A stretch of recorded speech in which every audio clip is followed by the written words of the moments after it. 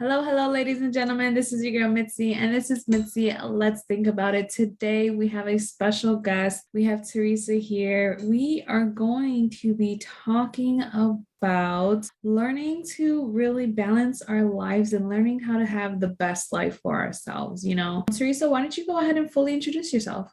Thank you, Mitzi, and thank you for having me. This is so exciting. I am a business, life, and intuitive coach. And this has been an evolution of my life. So I've spent 30 years in corporate America, executive team, individual contributor. I've been a life coach for about 15 years, and I was born intuitive. And what I've learned over the last 2 years is that when I can bring all of those tools together, I'm able to support individuals and groups in a way that allows them to really live a super fulfilling life, as opposed to just kind of bumping along on life and living, well, what I call living by default. What do you mean by living by default? That's interesting. Living by default is when we just keep doing the same things we've always done. We don't set intentions. I don't want to use the word ambitions because ambition has such a dual feeling to it, right? Yeah, it's very subjective. It is, isn't it? So for me, it's about setting intentions. It's about saying, I'm okay where I'm at, but I really like more of this in my life. And living by default is simply doing what society says you're supposed to do. Go get the job, have the kids, get the degree, get the white picket fence.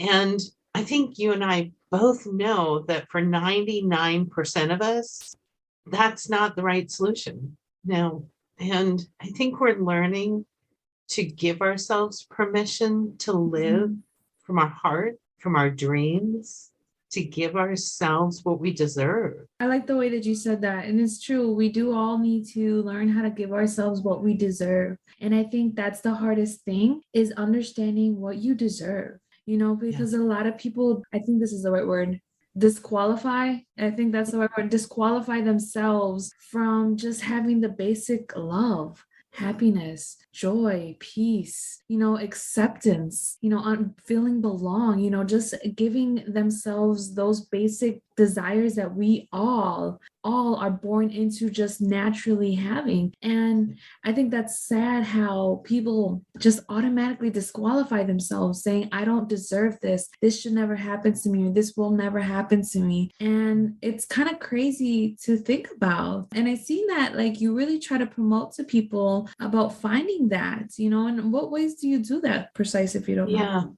I think the foundation. So first of all, Mitzi, that was beautiful. Thank you. That's exactly what I'm talking about. And it almost makes me want to cry that people can't see how amazing and beautiful they are. Yeah. You're put on this planet for a reason. I believe that there's two things in life that are kind of life imperatives. One, to recognize you're amazing. You're here for a purpose. And two, the world needs you. The world needs you to step into your brilliance.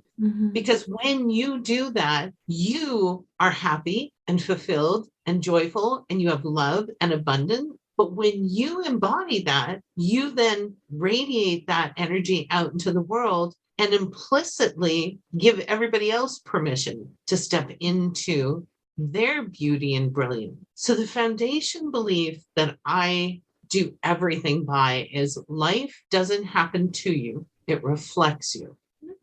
I like that.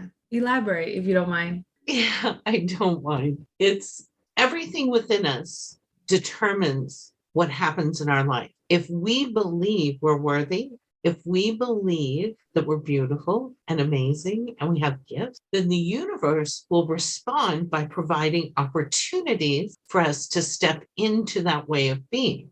Yeah. If you believe you're a victim, and a victim encompasses a lot, right?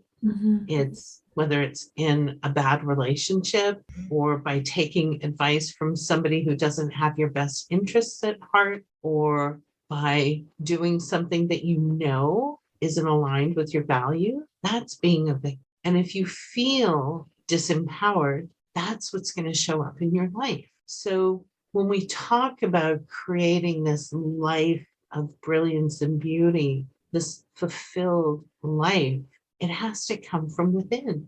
It does. Yeah. It truly does. And I've been speaking with a lot of individuals, bringing them on my show, and they've been teaching me a lot. And one thing that I've been kind of putting together and realizing is that when you are trying to manifest a better life for yourself, and it happens, it's usually because you have finally accepted your true self, or you finally accepted a different perspective, that now what you wanted is actually ready for you. You know what I mean? Like, it's like a gateway, and now the gate is open because now you realize you're ready for this. You know what I'm saying? So it's kind of like you level up every time. I don't know. That's just my perspective. What do you think? Oh my gosh, that's so brilliant. I agree 100%. What you want wants you back. Yeah. Yeah, absolutely. And I could not agree more. And life is the journey, right? So we're constantly leveling up. We're constantly saying yes to ourselves. Yeah. Yeah. See, I'm making you think about it. See, I do make people think. You do. No doubt. I love it. Oh, that's so funny. That's so funny. Now I lost my train of thoughts. Okay, yes, I'm back. So I hear on your website, and I have it up, and one of the first things that you have is you teach people how to live from their own genius. And that right there, that statement was like, that's amazing. So when you say that, and your perspective, what do you necessarily mean by that? Because I have my own, but I want to hear from you. I don't want to distract you like I did with the other one. Okay, so I'll share, and then you can tell me your thoughts too. I believe that, going back to the first two reasons why we're on the planet, is the first reason is to live into our zone of genius. Every single one of us on this planet has a purpose. We are here for a reason. And the reason is, first, our evolution, and second, the world's evolution, society's evolution, because who we are influences everybody that we come across, everybody in our sphere, right? So when we take responsibility for that internal place within ourselves, and we continue to level up, like you just said, we move into our zone of genius. We begin to see how we can positively influence, right? Mm-hmm. And when people do the inquiry about finding their zone of genius, it's always that thing that is so easy for you to do, that it's effortless. You do it naturally. Yeah. That is your zone of genius. It's not your job. It's your purpose. It's your zone of genius and how you live into your purpose. So for me, I'm a mirror for my client. I'm a high-level intuitive. And what that means is I see, I feel, I know, and I sense. I was born now. I've had all of these gifts my whole life. And what I learned is my zone of genius is being able to see everything that is latent in you that wants to be expressed. And then working with you to help you be brave, to be courageous, and see that in yourself so that you can step into that fulfilled life. Mm-hmm. That's very good. I like the way that you described it. It's very well, perfectly said. Like, I feel that I don't even have to add anything to it. I think the only thing that I can say while you were talking, I was thinking about when you said stepping into your purpose and how what you do affects other people.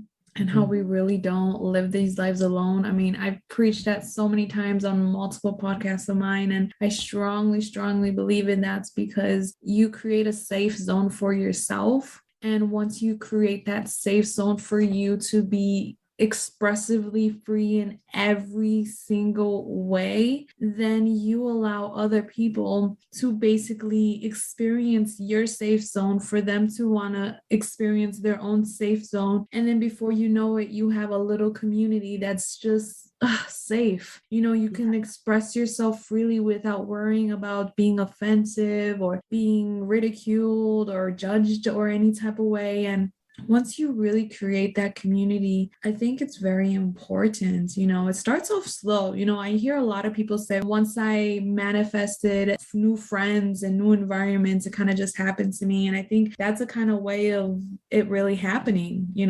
Yep. That's what I call dancing with the universe. Mm. So when we embrace this opportunity to change and step into this new way of being, this zone of genius, whatever our intention is, the universe responds. It feels it. So when we put our attention to our intention, I know, isn't that clever? I know. I like that. I had to think about that one. There you go. I like it. When we put our attention to our intention and then we fuel it with feelings like excitement and joy and happiness, the universe receives that and it says, oh, look, she's ready. She wants to do this. Let's bring it on. And then all of your guides, all of your angels, all of the energy that supports your journey on this planet comes together to give you your heart's desire and something more, because our perspective on what's available is based on our own life experience, right? So it's pretty narrow, it's pretty small. The universe, God, has infinite wisdom. The energy of God or the universe can give you something greater than what even you can imagine. And it wants to. It really, really does. I wish people would hear this because the universe does conspire for your good. And when you put your intention, fuel it with some emotions, and let it go, the universe will respond. And all of a sudden, you're creating those beautiful communities of like-minded people. You're influencing the world. You're living from your zone of genius, which is, isn't that what we all want? Yeah, exactly. Thank you. Isn't that what we're all striving for? I mean, I honestly feel that we are all just trying to just have that, and we are just self-sabotaging ourselves when we put these obstacles in front of us and then we move our obstacles in front of somebody else because we have that obstacle, so they should have it too, and they should be upset and they should feel this type of way because this happened to me, and it's unnecessary. I truly believe we make unnecessary drama for ourselves. Truth. Boy, isn't that the truth? I think we get in our way. We're the only ones who can get in our way, right? Mm-hmm. Nobody does anything to you. We choose how we respond to life situations. Yeah.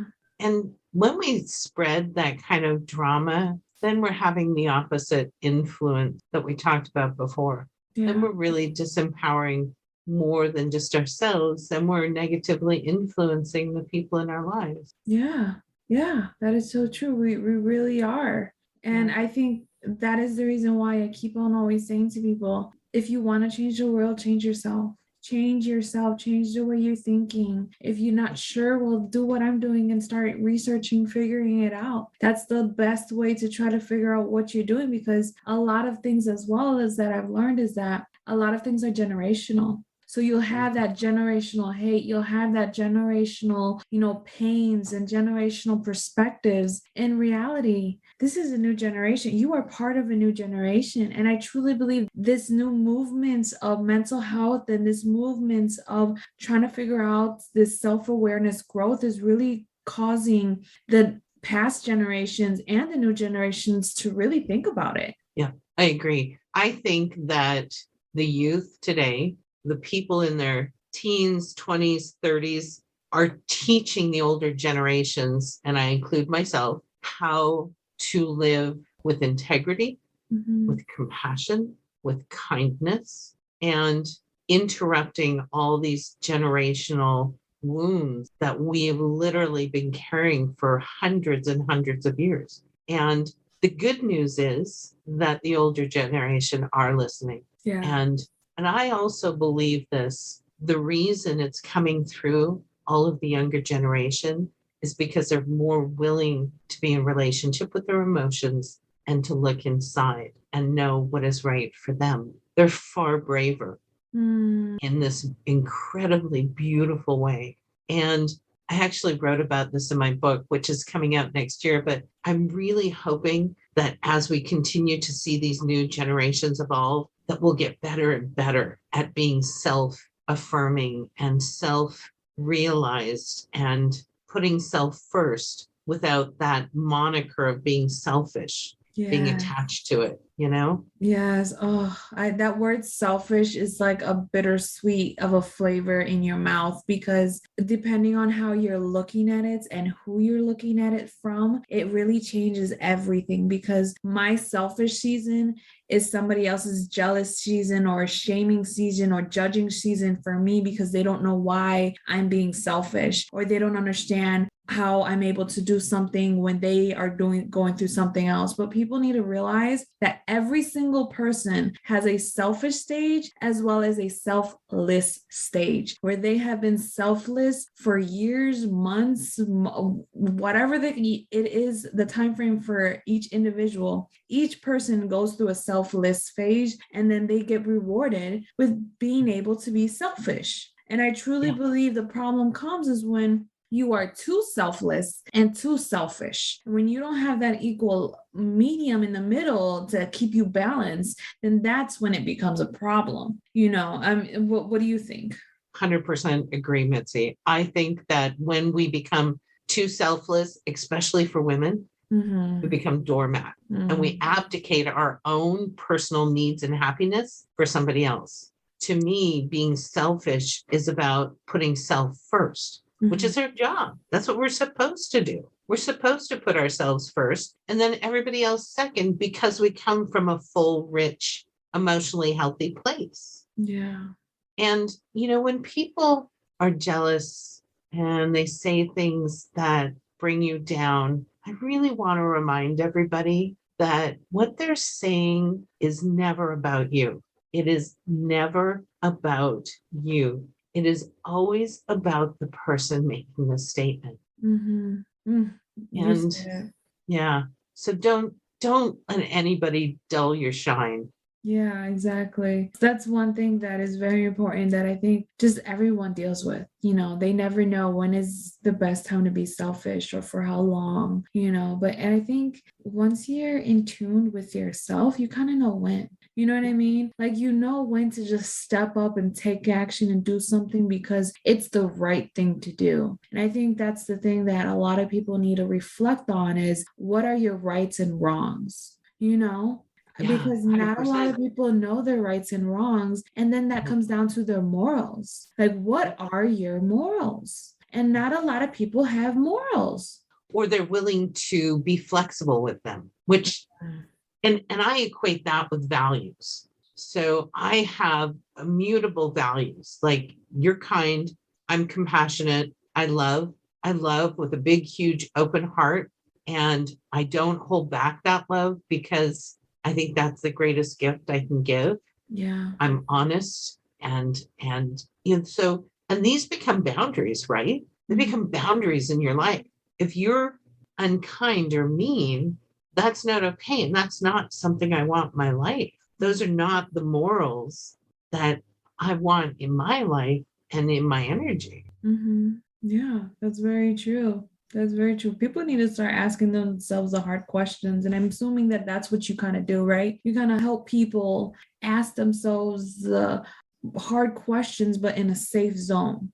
Since you're very intuitive and you're very in tune to people's energy and emotions and stuff, I would assume that you really make sure that they feel safe so that you can ask those hard questions so that they don't feel so defensive, right? 100%. They feel safe with me and they know that everything we do together is always in their highest and best interests. That I see, know, and feel what is optimal. And I'll always be honest. I'll always share with transparency. And even if they don't choose to take my advice, they still get 100% of my support because they needed to learn something from making a decision in that direction, right? Yeah. And it's an evolution. Here's the other thing, just like we're doing today, Mitzi, I don't think we're meant to do this by ourselves. Correct. I think we're meant to meet other amazing, beautiful people who will share voices, who will share wisdom, and who will bring to the world what is needed for us all to evolve this community, this beautiful global community that we have. Yeah. Yeah. I think you said it Perfectly. Like, to be honest, I'm very much enjoying our conversation. It's very easy to talk to you. I think it's just because we're both very intuitive. And when you're speaking with an intuitive person, sometimes you don't even need to say anything out loud because your minds are right there. So it's like, I already know, you know what I mean? Yeah. You know what I mean? We already know, like, we're having our own conversation. Sorry, world, you're not part of it. I love it. Yeah, but I think this has been very great. And I really do hope that at least, as I say always, one person, even if it's one person, to take what they've heard from our conversation and just reflect and think about it, because that is the most important thing, for us to reflect and think about it. Because when you're able to do that quick thought, that's just that moment, you're able to make a ripple effect in your life for a lifetime. So I truly believe people need to understand that. So what advice would you give our audience or myself, if you can, before we wrap up the show? Get curious, be self-responsible, and go get help. Get somebody to walk with you. I think I have a coach. I work with somebody, and they've made a huge influence on my life. I think that the more we invest in ourselves, the better our life will be. So take that time, make that investment, find somebody who you feel safe with, somebody who you can feel like, this is my person. They're going to take me to where I want to go, and step into it. I think that's the most important message that needs to be heard. Don't do it alone. Oh, there you go, ladies and gentlemen. You heard it first from Teresa. She said it, and I stand right behind her. I'll sign that petition.